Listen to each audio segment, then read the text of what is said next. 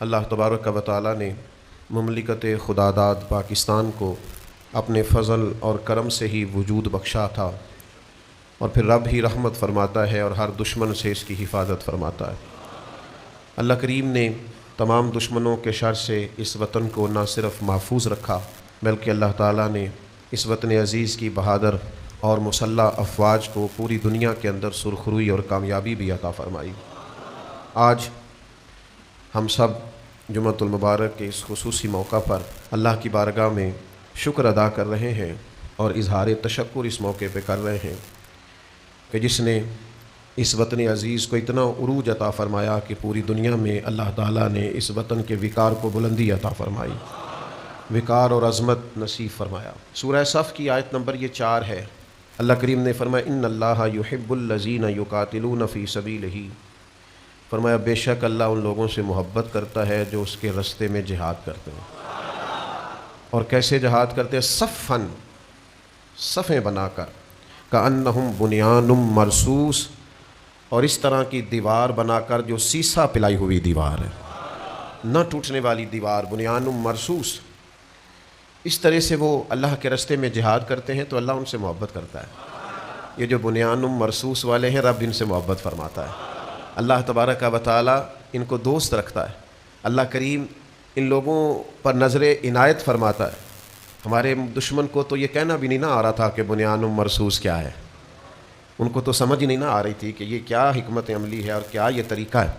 اور پھر فالمغیرات صبح، صبح کے وقت اس ترتیب سے حملہ کرنا جو طریقہ مدینے والے محبوب کا ہے صلی اللہ تعالی علیہ وسلم۔ ہم اس محبوب کے ماننے والے ہیں جنہوں نے ہمیں یہ حکم ارشاد فرمایا ہے۔ حضور فرماتے ہیں کہ جنگ کی آرزو نہ کرو، اللہ سے عافیت کا سوال کرو، لیکن فرمایا جب دشمن تمہارے مقابلے میں آ جائے پھر ڈٹ جاؤ، اور یہ یاد رکھو کہ جنت تلواروں کے سائے میں ہے۔ آرزو نہ کرو، خواہش نہ کرو، اللہ سے عافیت ہی مانگو، لیکن جب دشمن آ جائے، جارحیت کا مظاہرہ کرے، تو پھر تم یہ سوچ کر ڈٹ جانا کہ جنت تلواروں کے سائے میں۔ میرے بھائیوں، آپ نے یہ بھی دیکھا بنیان مرصوص کے موقع پر کہ اللہ تبارک و تعالیٰ نے اس قوم کو یکجہتی عطا فرمائی۔ بہت ساری دنیا اور بہت سارے لوگ یہ سوچتے تھے کہ اتنے سارے معاشی مسائل میں گھرا ہوا پاکستان اور اتنی ساری آزمائشوں سے گزرتا ہوا یہ وطن اور اس قدر زیادہ انتشار کا بظاہر شکار یہ دیس اپنے پاؤں پر کیسے کھڑا ہے۔ تو میں تو بڑا پہلے سے کہہ رہا تھا کہ جب بھی کوئی مشکل وقت آیا ہے ہم نے اپنی قوم کو یکجان ہوتے ہوئے دیکھا ہے، ایک پیج پر دیکھا ہے۔ سیلاب آ گیا ہے، خدا نخواستہ زلزلہ آ گیا ہے، کوئی مشکل آن پڑی، یہ قوم ایک ہو جاتی، یہ فوری طور پر اپنے بھائیوں کے ساتھ کھڑی ہو جاتی۔ اس موقع پر بھی دشمن نے ابھی ارادہ کیا ہی تھا کہ پوری قوم یکجان ہوئی اور اپنی پاک فوج کے شانہ بشانہ کھڑی ہو گئی۔